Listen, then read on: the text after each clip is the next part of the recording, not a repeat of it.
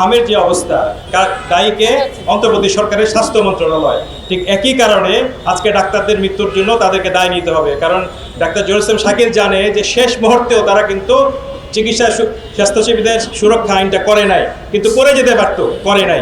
এই স্বাস্থ্য মন্ত্রণালয় যেটা ছিল এটা পুরোপুরি অথর্ব ছিল এবং সংস্কার কমিশনের একটা রিপোর্টও তারা নেয় নাই এবং গ্রহণও করে নাই। আমি শুধু মাননীয় প্রধানমন্ত্রী তারেক রহমানকে একটা অনুরোধ করতে চাই, আপনি যে এনএইচএস সিস্টেমে যেটা বলেছেন সেখানে কিন্তু কোনো হাসপাতালে কোনো রুগীকে যদি কোনো ভায়োলেন্স করে তাকে কিন্তু লেখাই থাকে যে তাকে চিকিৎসা করা হবে না, সেটা যেন আমরা বাংলাদেশে ফলো করি।